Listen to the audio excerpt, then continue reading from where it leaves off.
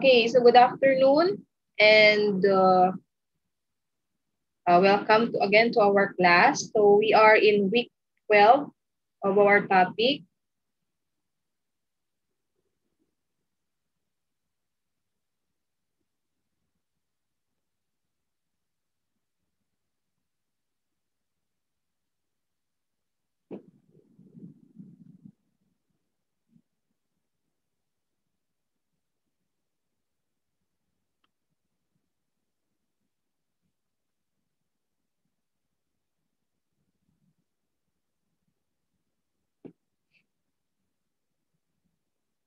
Entitled Industry Analysis.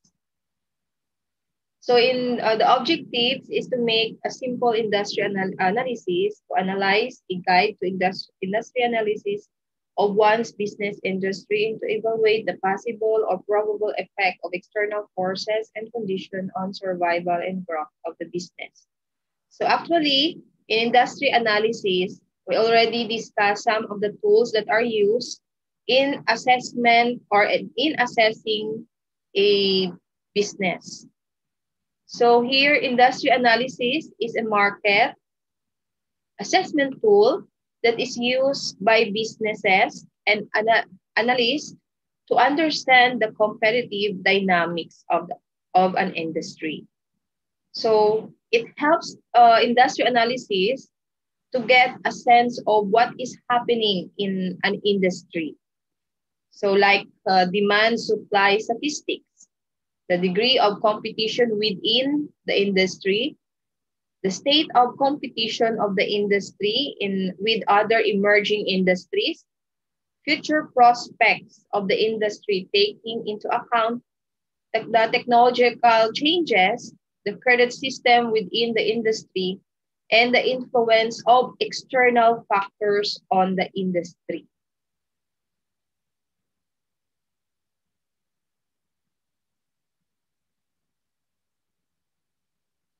So for entrepreneur or a business or firm or company, industry analysis is a method that helps to understand a company's position relative to other participants in the industry.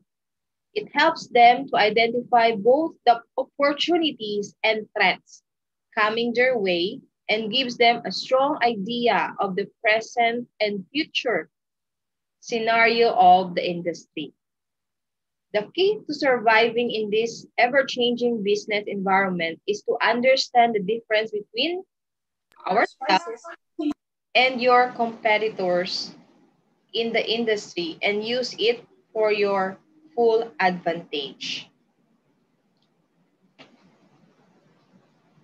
So actually, we already discussed some of the tools that is used under industry analysis. So there are 3 types of industry analysis or the common types that are used and also the important methods in doing industry analysis. So the 3 methods are first competitive forces model or the Porter's 5 forces, which we already discussed last Monday. And also the broad factors analysis or the Pest Analysis, which includes the political, economic, social, and technological aspect. And last is the SWOT analysis. So the Porter's 5 forces and SWOT analysis are 2 tools that we already discussed last Monday.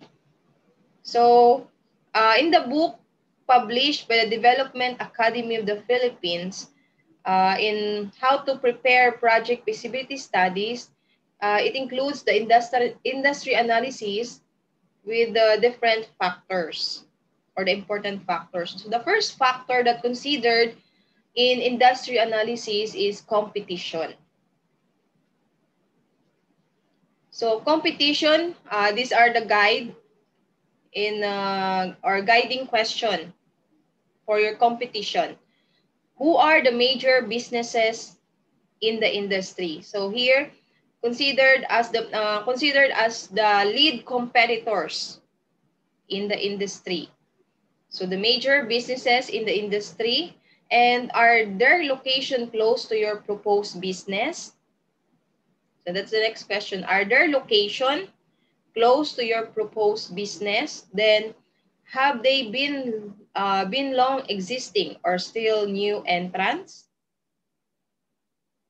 And what is the market share of each of these businesses? So these are the 4 questions that will guide us or that will guide you in analyzing competition. So these are this is the first factor considered in doing a industry analysis, competition. And next, first again, the first question is, who are the major businesses in the industry? So you can, in doing your analysis, you can list all the possible or big businesses, major businesses, which is related to your industry or to that industry. And then, are their location close to your proposed business? So after listing the major businesses in that industry, you check if the location is close to your proposed business. And then next, have they been long existing or still new entrants? It means those, is it that that businesses is already no stable in that or there is a stability na in that place, or is it they are the new entrants or nasa ano pa lang sila sa stage ng introduction, so bago pa lang sila sa business. So that's the guiding question. Then what is the market share of these businesses? Because in identifying the market share of each business, may able to identify in what percentage, if ever you're going to enter in that industry, you may able to identify in if what particular percentage you can get in that percentage of market share in that industry, because it measures also the percentage of the demand that you can get, that measures your profit. Okay, so it is very important that you know your competitors and be ready for them.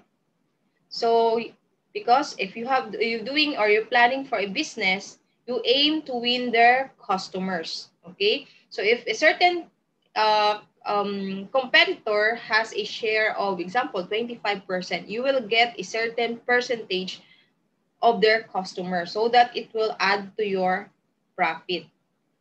So that's why win their customers, convince them to buy from you instead, and remain loyal customer, and to make them loyal customers. Okay, so that's your target. So the first thing you will do is to identify competition or identify your competitors. Okay, next.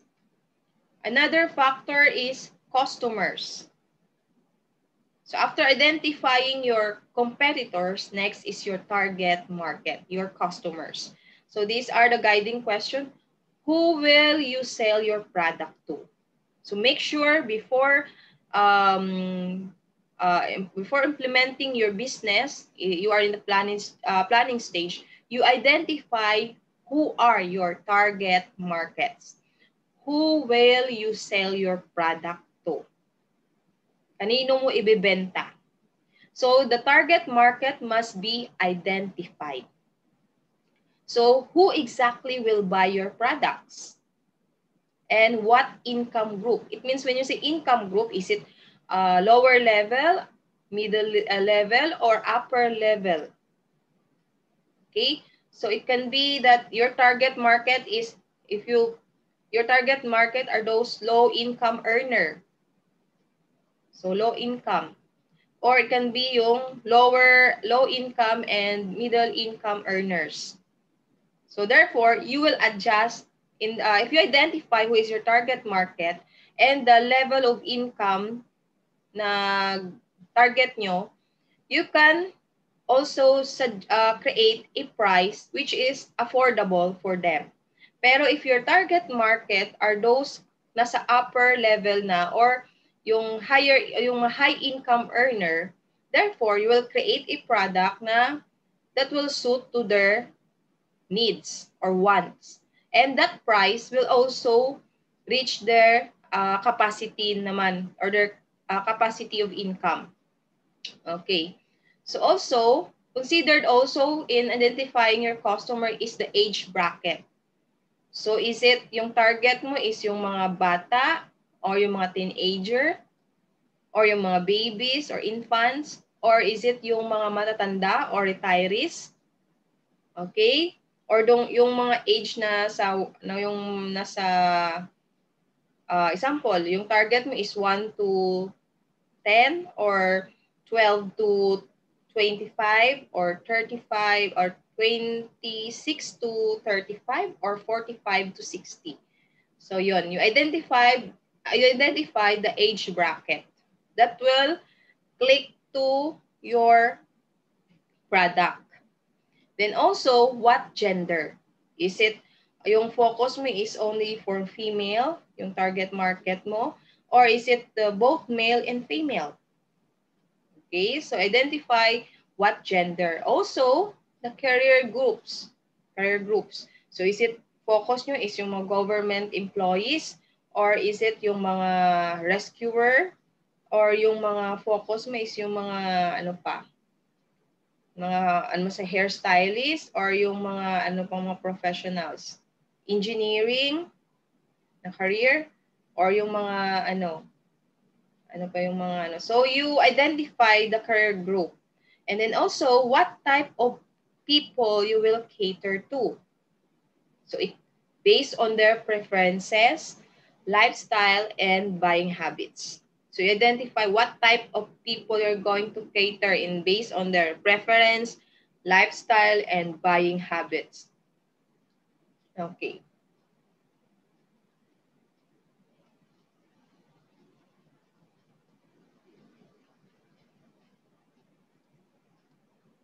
Next factor that influence is suppliers. So every retail business needs suppliers from whom you can buy your source of raw materials or also your intermediate products or even the finished goods one intends to resell. So your raw materials is the your sources of your product, and your intermediate product can consumed by the suppliers. I mean by a firm, or it can be consumed also by a consumer, yung intermediate product. So intermediate product are those raw materials also that needed to produce the finished goods, but also can be used by consumer or by consumer, I mean. So here, suppliers also influence in the industry analysis. So a business may need one or more suppliers.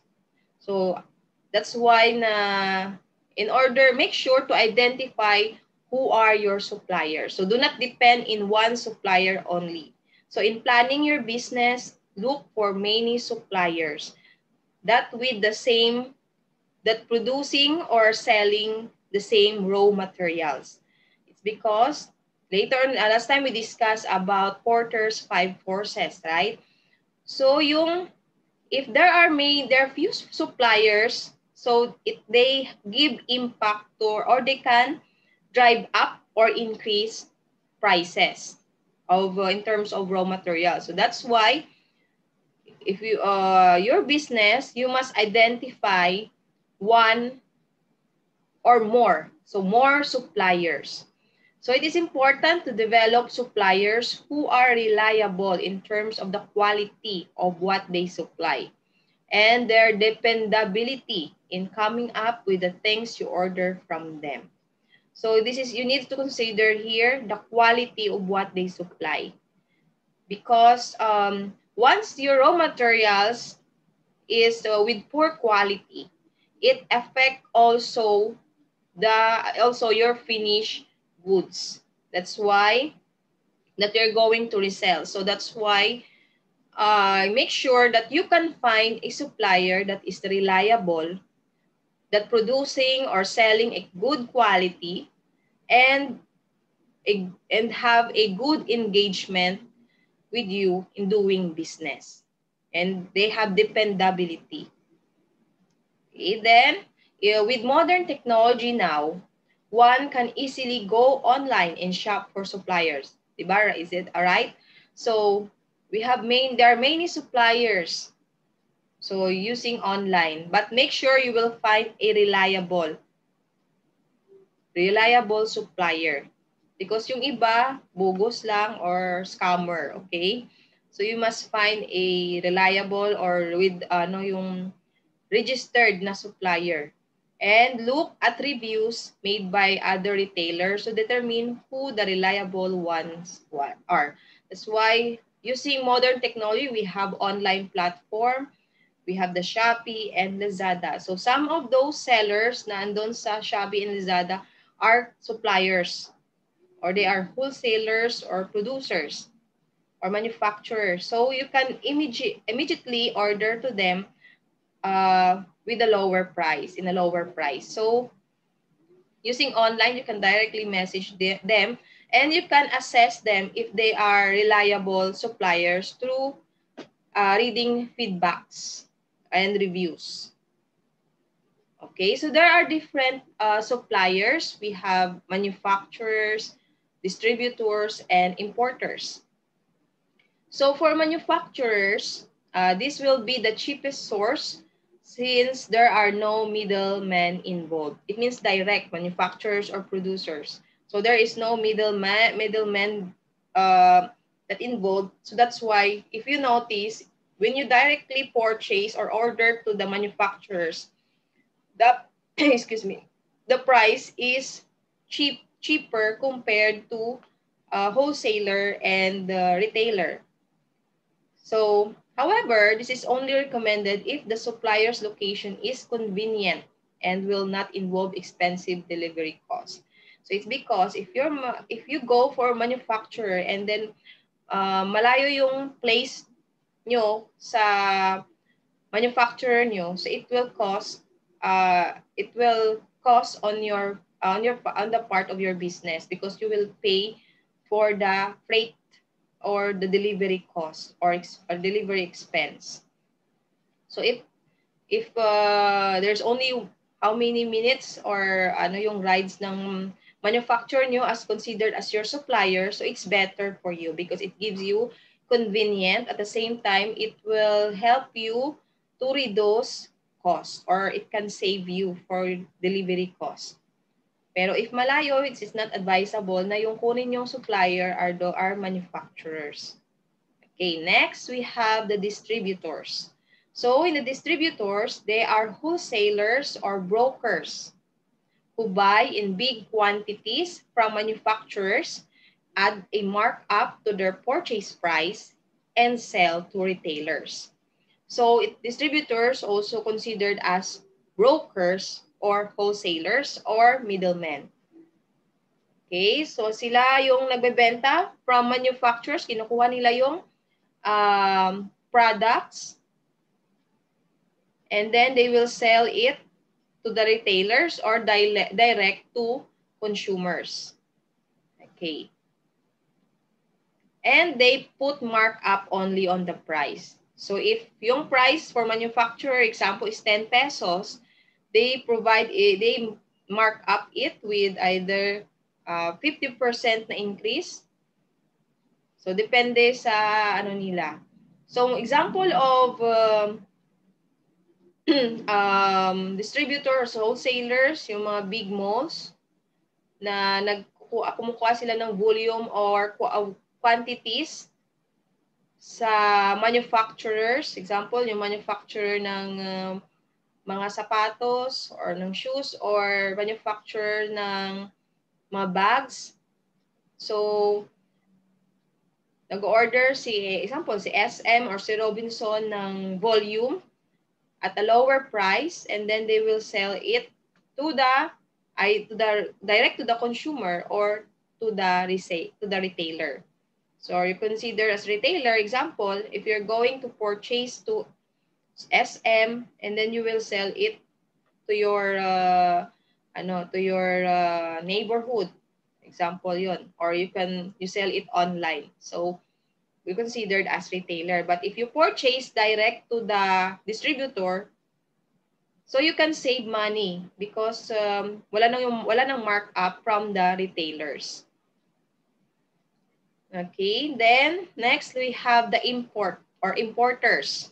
Import. So in imports, so some businessmen go to nearby countries to buy their goods or raw materials there. So this is advisable if the prices abroad are relatively cheaper and no heavy import duties will raise the price and make the goods less competitive in the country when when transport costs are not expensive. So there are many Filipino na bumibili abroad ng raw materials, or if they have the friends or neighbor na nasa abroad, so they order products abroad at a lower price due to due to conversion na mababa yung value ng currency nila, and they will purchase it and sell it in the Philippines. So this is an example of imports. So that's why you call it imported products.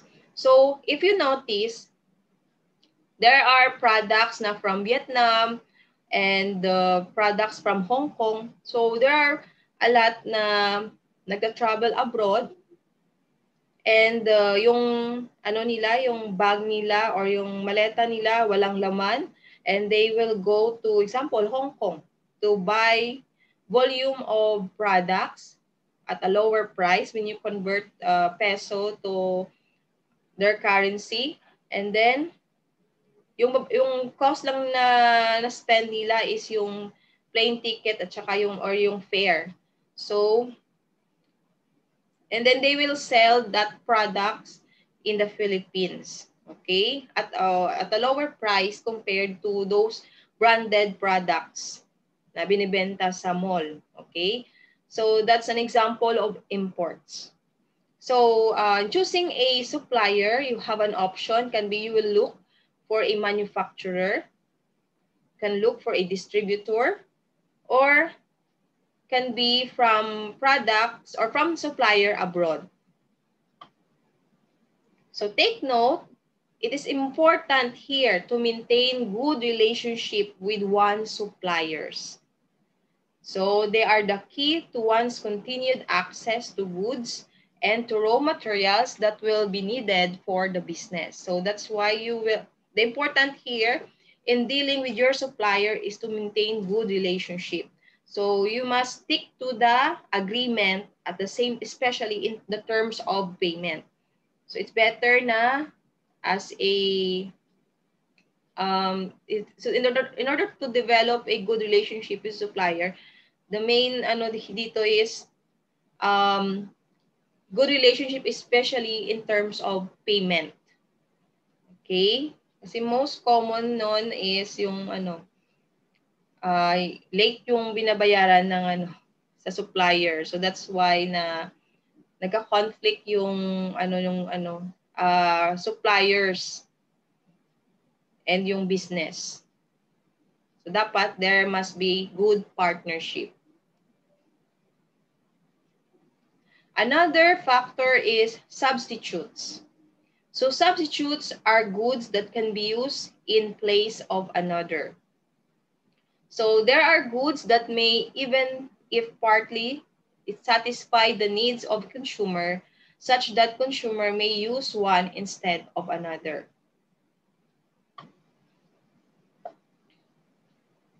So there are example of these. The margarine can be a substitute for butter, or wheat bread for white bread. So it depends on the needs of the consumer, and also based on their income or their capacity to buy.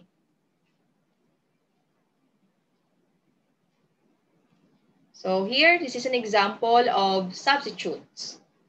So some goods are close substitutes while others are not. So example of close substitute is Pepsi Cola may be a very good substitute for Coca-Cola. But not everybody will be willing to switch brands because they have developed a taste for a particular cola. Diba? It's right na there are others na may loyalty because they love to drink Coca-Cola compared with Pepsi, or reverse na mas gusto nila yung Pepsi compared sa Coca-Cola.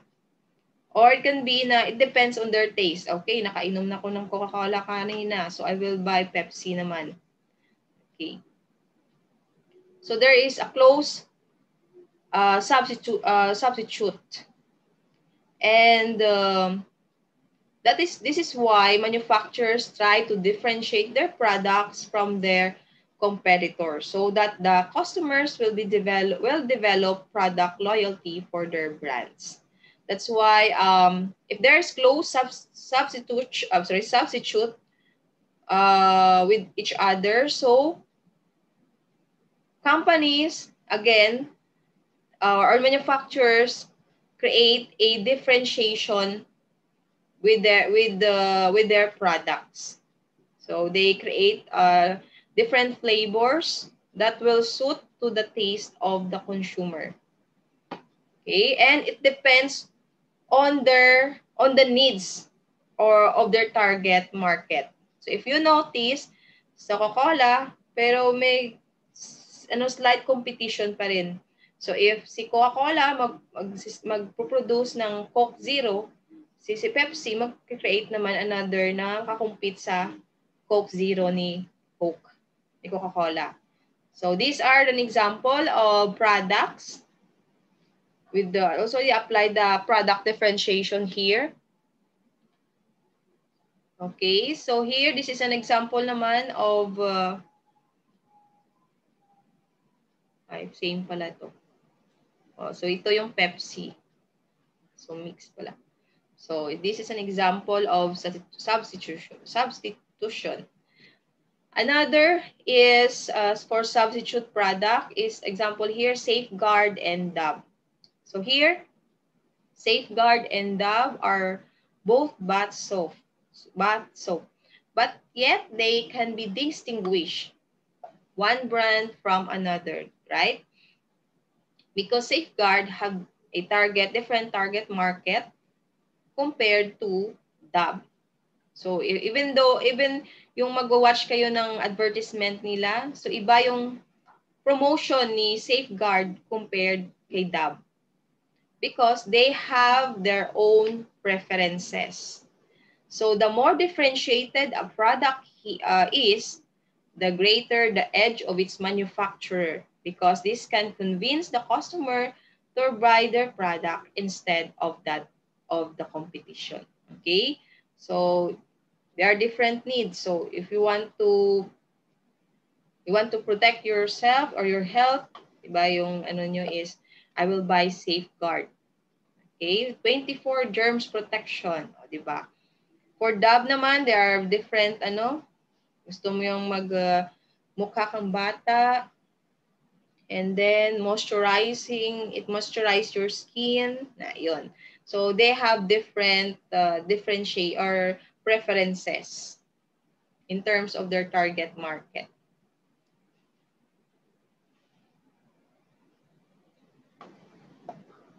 Okay, then let's go to the guide of industry analysis. So take note here, Industry Analysis Guide developed by North Carolina Small Business and Technology Development Center can help in making an analysis of one's business industry. So here there are key factors to be considered in analyzing your industry identified by SBTDC. So these are the key factors. First is geographic area. So here in the geographic area, you identify the area whether local, regional, nationwide, or international. And then next, you identify the industry size or the size of the industry, which is the number, the peso or the number of share, and the number of firms, trends, and developments, and the future outlook of that industry. And also the product. This describe the product as to the physical attributes or features and characteristics and the uses of the product. Another factor aside from product is the buyers. So buyers, you describe the target customers as to age, income group, or the geographical area. So sino yung target market mo? In terms of age, sabi mo yung target market is yung mga teenager. Okay. And then next, yung mga poor and middle earners, income earners. And then yung location is, yung geographical location ko is, yung target ko muna is Luzon. So doon ka muna magpo-focus sa Luzon. And then later, if mag-okay na, I will expand to Visayas, then next is Mindanao. So you identify your buyers. And then also the locations and occupations. Geographical location, occupations, and ano pa? Yung race, ethnicity, family status, housing status, and also the psychographics, or like lifestyle information, taste, preferences, and buying habits. So this is the key factors in helping analyzing the industry.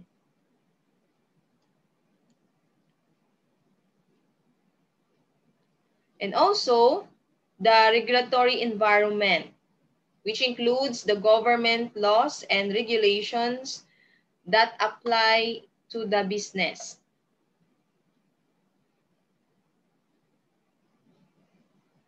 And then here you identify the brief history of the industry, when it started and how it developed. So you get the company's information here. And also the factors that affect the growth of industry. In terms of, is it from rural or to urban areas? And then also the trends in sales over the recent years to identify, is it you focus on the base year, okay, in order to check if yung trend ng sales ba ng business mo is nag-i-increase siya or nagdi-decline. So show the actual sales in the industry over the 5 years. So you will create a trend in terms of sales for 5 years. And also included also the current operational and management trends, which focus on the standard practices of the industry. And also, what are the marketing strategies that you use within the industry? You might include other strategies that will improve your business. And also, you identify the competitors' information. So that's why yung key factors, yung una is competition. You get the competitor information. In terms, you can focus in terms of their 4 Ps or 4 strategies that they use using their product. Ano yung strategy ng product nila? Or product strategy, and then yung price. Ano yung ginamit nilang strategy in terms of pricing? And then yung place, so saan located yung business nila.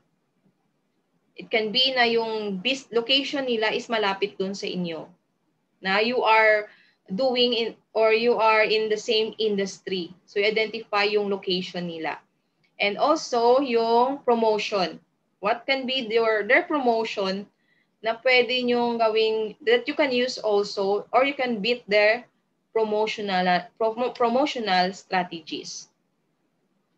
And also, you identify their market share.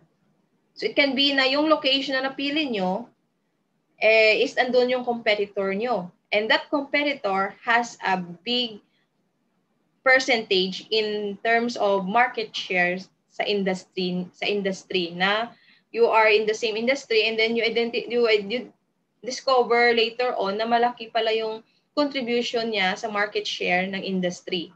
So it can be affect also your profit, na instead of having your competitors, yung customers, kukunin pa ng lead competitor nyo na may malaking market share. So identify. Or it can be na malapit yung competitor mo pero maliit naman yung market share nila in that industry.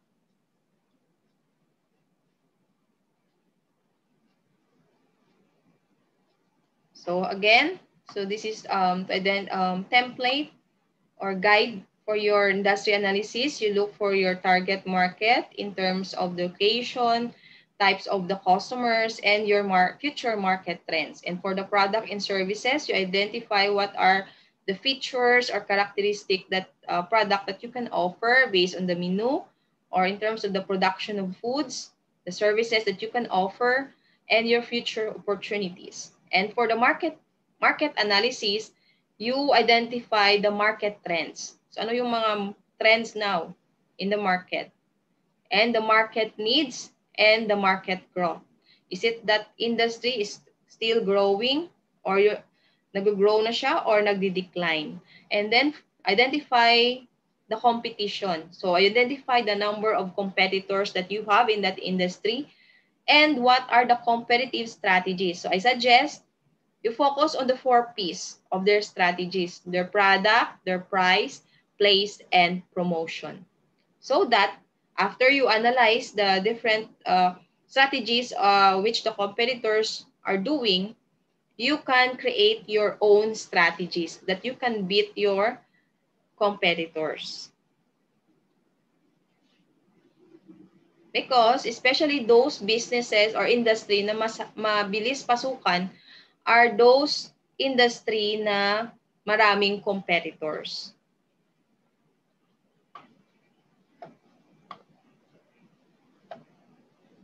Also, so this is an example also of industry analysis. So you identify what type of industry that has a bigger percentage of yung percentage na either need nila, or those na may maraming business.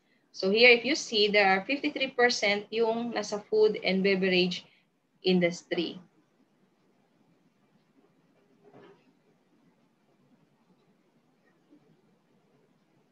So it means, if food and beverage yung malaking percentage ng isang pie, so therefore, anong isang market, so it means, you can conclude na food and beverage yung really yung need or demand, o yung may high demand sa market.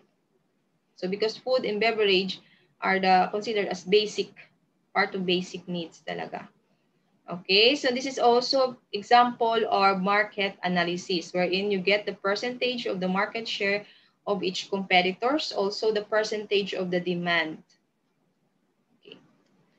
Next, let's have environmental analysis. So in environmental analysis, it is part also of measuring the external aspect or the outside of the company. Okay, so in environmental analysis, this means an evaluation of the possible or probable effects of firm external forces and conditions on the survival and growth of the business. So environmental analysis includes a thorough study of economic forces. First is economic forces. So in economic forces, it involves a look of economic factors such as income of people, specifically the target market, economic condition such as inflation, recession, prosperity, demand, and supply in the market. So this is for economic forces. Next, the physical environment focus on the population size, So example, sa Philippines, ilan yung population ng Philippines. So then you look for the population size and the geography of the place where business will be located. Also the land distribution, the climate, and the today's global warming situation. Okay, identify if that area is prone to flood or earthquake. So that's why before doing business, you have your industrial analysis, and then you have next is environmental analysis. So for economic, again, you study the performance of the economy. And for physical environment, so the population, the number of population, because it measures the number of people in that area. So if yung population ng area is nag-increase, so there is a possibility na ang demand also increases, or there's a possibility na malaki yung percentage ng chance na marami yung customers mo.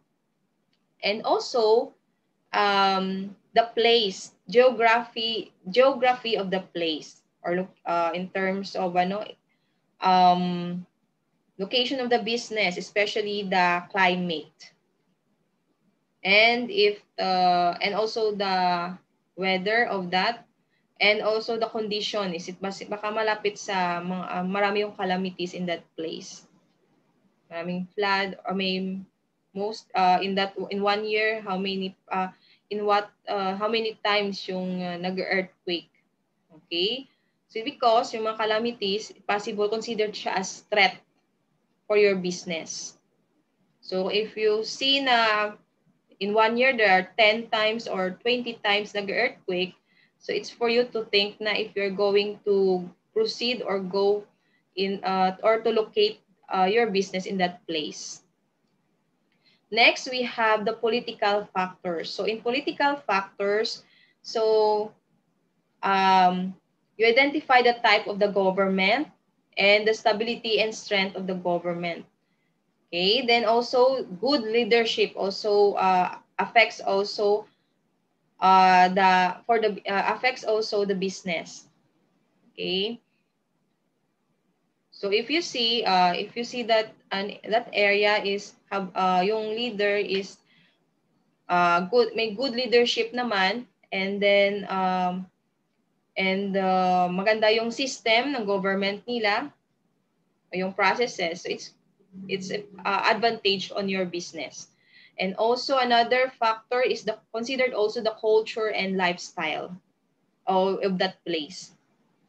So it is important to study cultural practices such as fiestas, celebration of the Christmas season, trends in consumption patterns, as a means to identify the goods and services that will fit into this celebration in spending behavior. Why is it there's a need to identify the culture and lifestyle? Because it gives an opportunity for your business. If they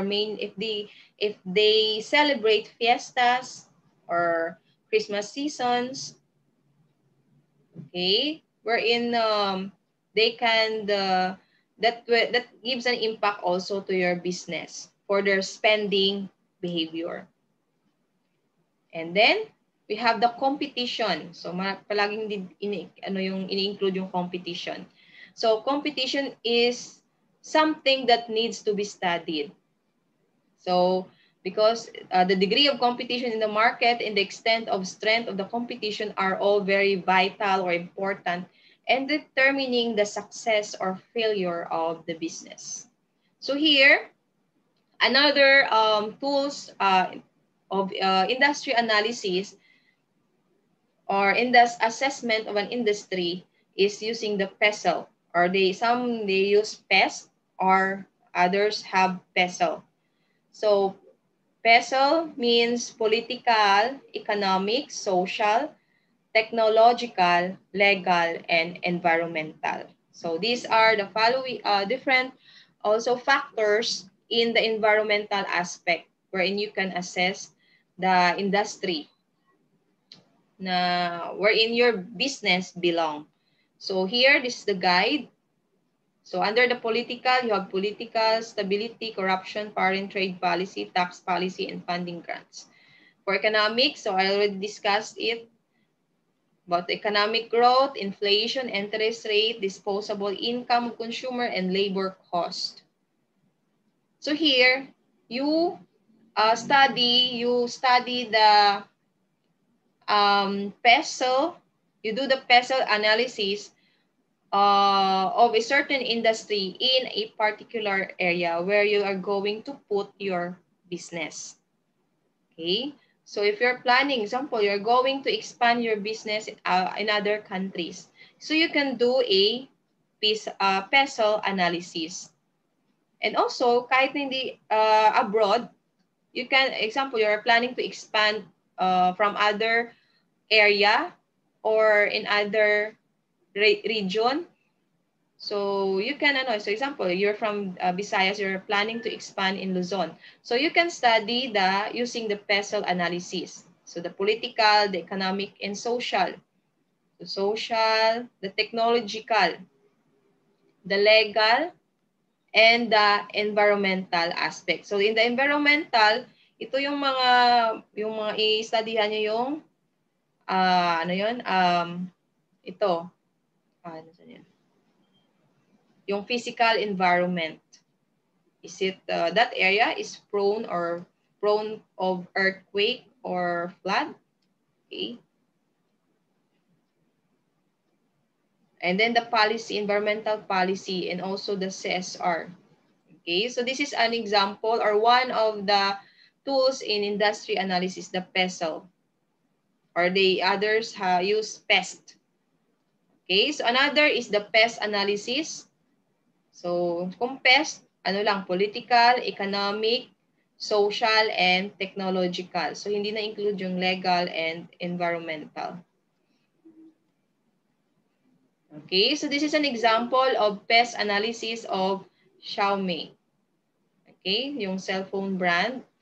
So here, yung political aspect. So it is a Chinese brand. It good support for Chinese political system. Yung economic, Xiaomi offers quality of price that is easy on the pocket of budget-conscious customer. So it is a pocket-friendly price, so affordable. For technological, they use also latest technology.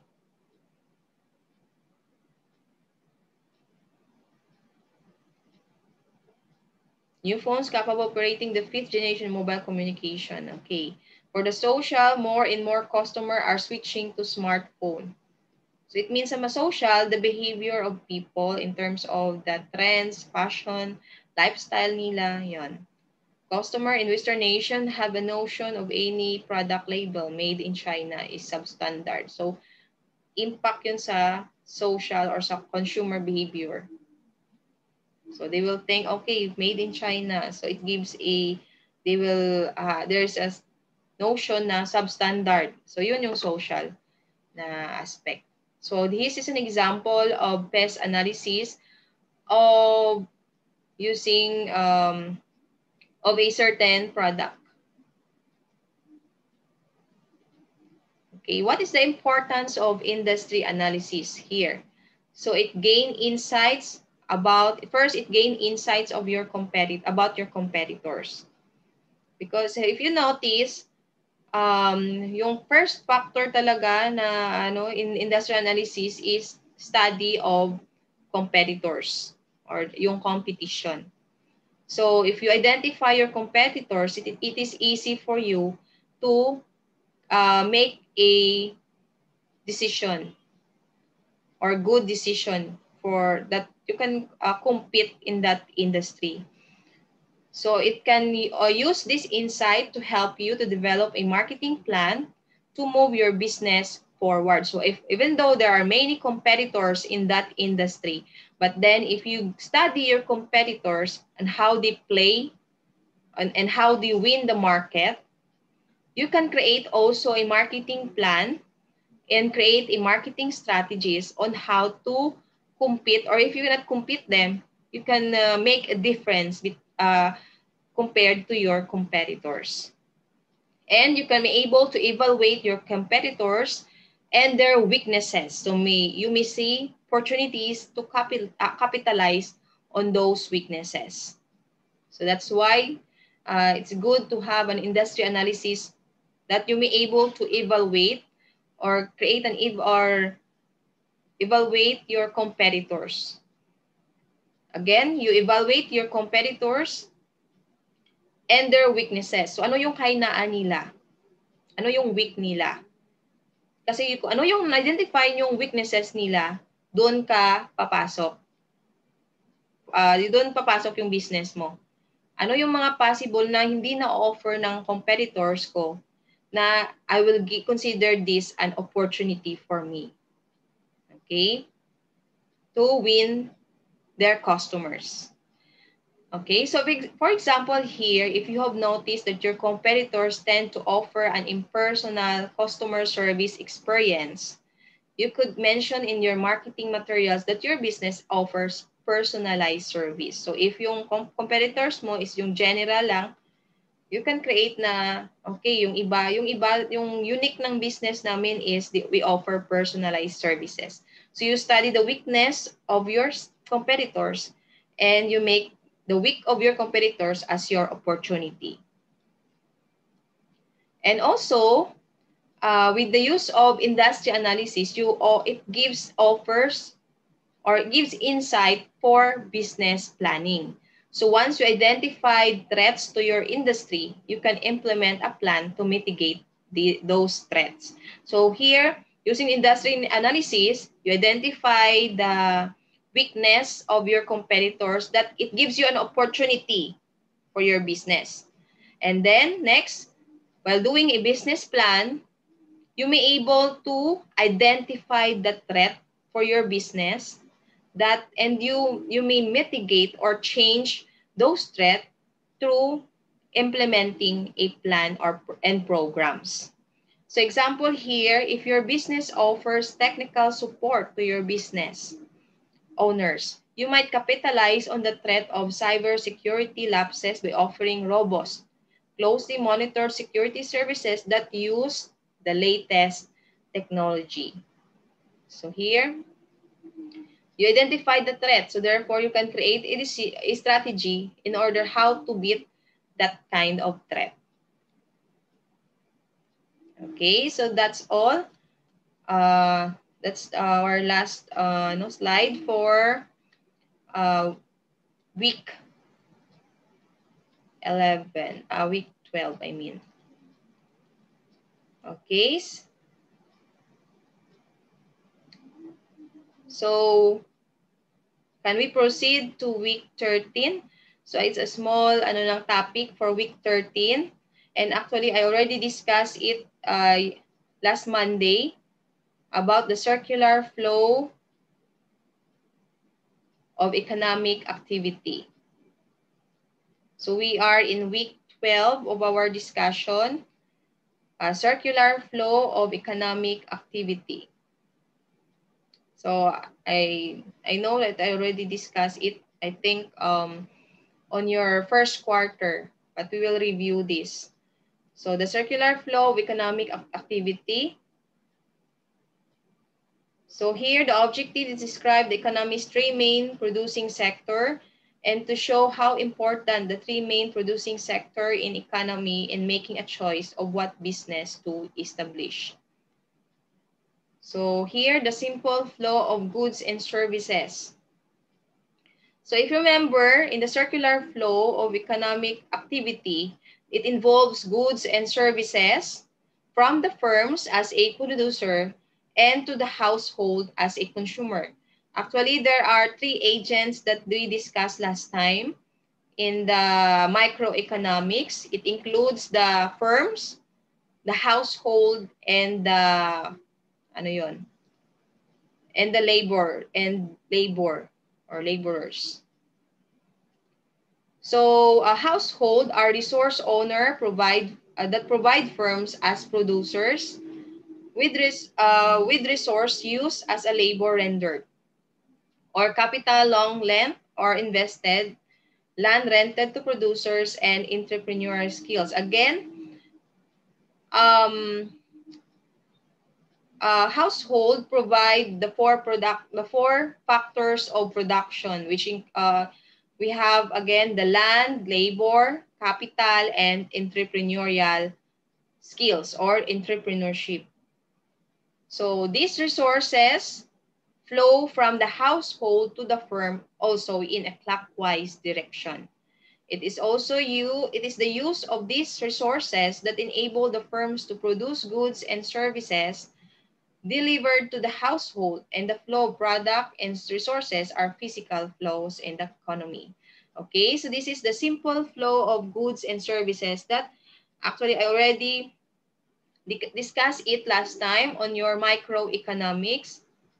Okay, so this is a simple circular flow of goods and services. So wherein the household provide the four factors of production to the firms, and then in return the consumer, and then the firms, here, for the factors of production. Again, the four factors of production is the land, labor, capital, and entrepreneurship. So the household contribute to the firms. In return, the firms will produce a finished goods or product or provide a services to the household. And then the household will pay to the firms. That's why there is consumer expenditure. In return, due to provision of household of the land, labor, capital, and entrepreneurship, the firms will pay to the household for wages of the laborer, payment of rentals that given by the household, and the dividends as part of the capital sharing, also with their entrepreneurial skills that they have. So it provides dividends on the part of the household. Okay. Okay, so this is a simple flow of goods and services. Okay, from the raw material firm, or this is the supplier. So it will they will distribute the raw materials to the intermediate good firm, and they will produce the intermediate goods that will process to the final good firm that will produce a final goods to the consumer. Actually, the intermediate goods can also directly purchased by the consumers. Okay. Example of intermediate good, example the salt.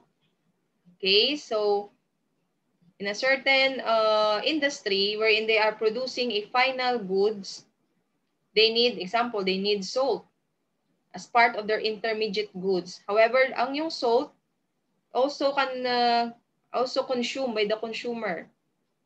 Or it can be they will purchase, and also they can purchase the final goods that produced by the intermediate goods. And also here, this is physical flow of resources from household to the business firm. So it can be household can produce resources from as a raw materials to the raw material firm, or it can be from intermediate good firm or from to the final good firm.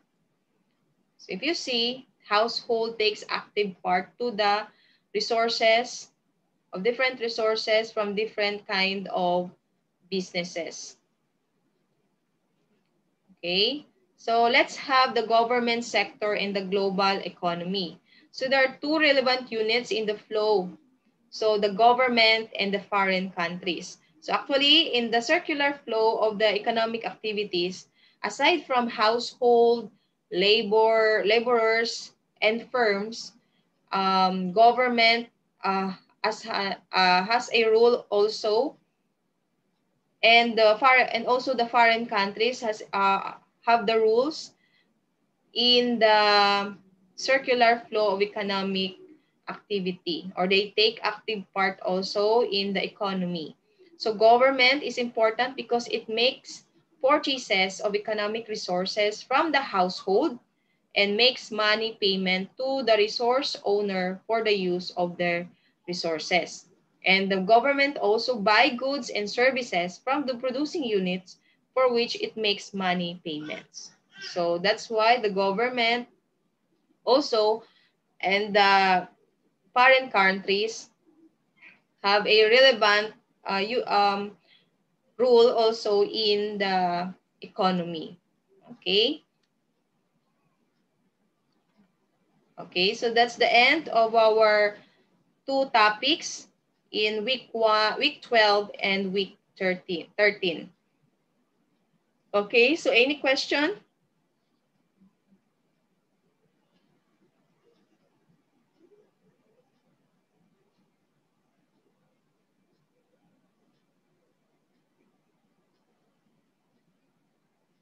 Okay, so none. So actually, if you notice, so ano lang, continuous yung lesson natin from the different environment, from different analysis. So again, yung industrial analysis, there are three types: the SWOT analysis, the pest or pestle analysis, and we have the ano yun, Porter's five forces. So we already finished these three, and it is gives a important also to ang yung industry analysis in analyzing or in planning for your business. And for those who have immersion that is doing their business plan, so SWOT analysis is very important in assessing also your business. So again, so in applying for the tools that are used in industry analysis, so yung mostly yung ginagamit una is yung Porter's five forces, tapos next is yung pestle analysis, and then yung SWOT analysis, because yung SWOT analysis is yung last part to assess your own business, and then in that SWOT analysis you can create a strategies that will help solve your problem using those matrix. So I know if later on those na magpo-proceed for business, you will encounter those matrix wherein you can create strategies in order to make a final decision. So if you notice, yung industry analysis is focused on not or in microeconomics and also to macroeconomics that have a great have impact to the to a certain business. So that's why before before you implement a business, first I suggest to have that you will have a industry analysis. Then after that, you make your own business plan, and then and then that's the time to go for feasibility study. Okay. Also marketing plan.